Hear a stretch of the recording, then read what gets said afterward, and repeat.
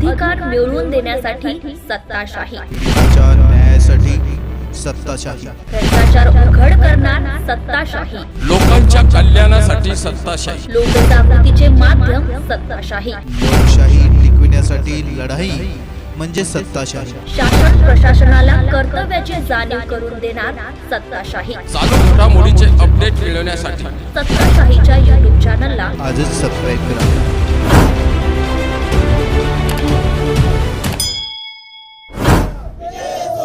विदर्भ पटवारी संघाचा हम सब एक है, हम सब एक है, हमारी यूनियन विदर्भ पटवारी संघाचा, विदर्भ पटवारी संघाचा।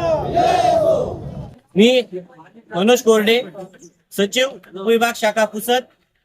आज आम्ही इथे अन्यायाविरुद्ध लढण्यासाठी इथे आलेलो आहोत।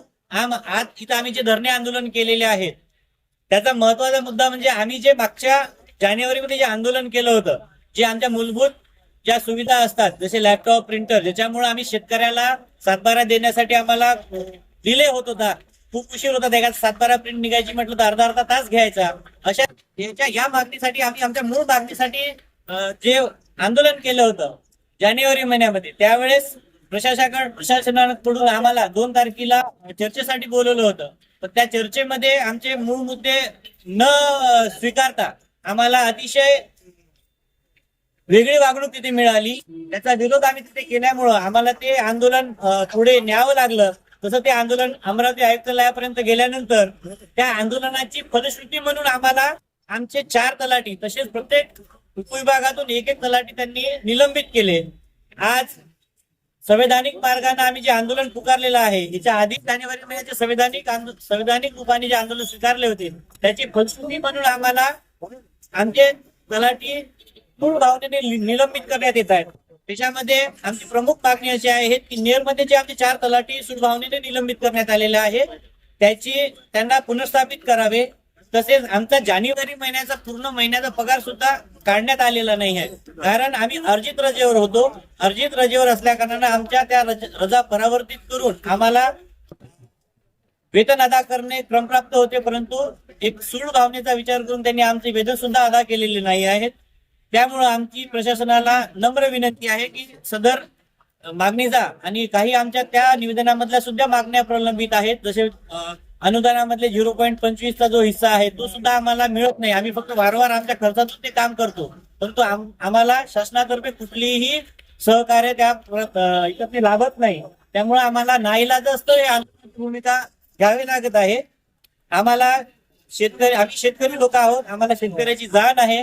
पावसाचा मोसम आहे, त्यांचे वारंवार आमच्याकडे काम पडते, पण आमचाही सुद्धा नाईलाज आहे। आमच्यावर जे आकाशबुद्धीने जे काही कारवाई करण्यात येत आहेत ते जर जिल्हा प्रशासनाने मोठ्या मनाने, आमचे पालक आहेत जिल्हाधिकारी साहेब, एवढा आकस न ठेवता त्यांनी आम्हाला जर आमच्या लोकांना जर पुनर्स्थापित केले तर आम्हाला आंदोलन करण्याचं काम पडत नाही। हा आमचा आंदोलनाचा पहिला टप्पा आहे। दुसरा टप्पा 29 तारखेला ज्या तहसीलमध्ये सदर 4 तलाठी निलंबित केलेले आहेत त्या तहसीलला सुद्धा आम्ही आंदोलन करणार आहे। त्यानंतर जिल्हा कार्यालयात यवतमाळ येथे सुद्धा धरणे आंदोलन आहे आणि त्यानंतर 7 तारखेला DSC जमा करून 15 तारखेला आम्ही अर्जित रजेचं शस्त्र उभारणार आहे। त्याला सर्व शेतकरी वर्गाला आमची नम्र विनंती आहे की आमच्या मजबुरी समजून घेऊन आम्हाला सहकार्याची भूमिका सर्व शेतकऱ्यांनी ठेवावी, ही नम्र विनंती। आज विदर्भ पटवारी संघ जिल्हा शाखा यवतमाळ यांच्या सूचनेनुसार मार्गदर्शनात आम्ही आमच्या या आंदोलनाचा पहिला टप्पा म्हणून आज जिल्हाभरातील 16ही तालुक्यामध्ये 1 दिवसीय धरणे आंदोलन करत आहोत। या आंदोलनाची थोडक्यात पार्श्वभूमी अशी की मागील 6 महिन्यापूर्वी आम्ही आमच्या विविध आर्थिक आणि न्याय्य मागण्यांसाठी आंदोलन केलं होतं आणि हे आंदोलन केल्यामुळे मनामध्ये एक आकर्ष धरून सन्माननीय जिल्हाधिकारी महोदयांनी आमच्या नेर तालुक्यातील जिल्हाध्यक्षासह विदर्भ पटवारी संघ जिल्हा शाखा माझ्या जिल्हाध्यक्षासह 4 तलाट्यांचं निलंबन केलेलं आहे। त्यांच्या विरुद्ध कुठलीही तक्रार नसताना नैसर्गिक न्याय तत्वाच्या विरोधात जाऊन हे आंदोलन झालेलं आहे।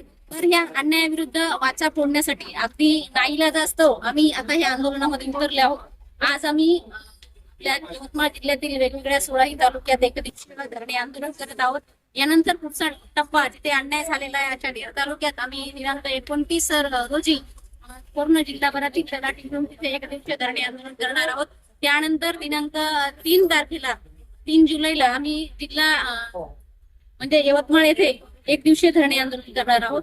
त्यानंतर आम्ही 7 तारखेला DSC जमा करून परत 15 तारखेपर्यंत जर आमच्या ज्या काही मागण्या आहेत त्या मागण्या पूर्ण झाल्या नाही, आमचे निलंबित अटी आहेत त्यांना पूर्ण स्थापना करण्यात आली नाही तर 15 तारखेपासून आम्ही सामूहिक रजेवर जात आहोत. खरं तर तलाठी हा शेतकऱ्यांच्या अतिशय जवळचा हा कर्मचारी आहे.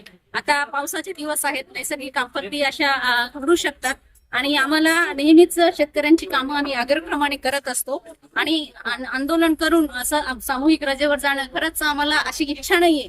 परंतु जर जिल्हाधिकारी महोदयांनी स्थापना केली नाही आणि आम्हाला आंदोलन जर नाईलाज असतो पुढे न्यावं लागलं तर हा नाईलाज आहे.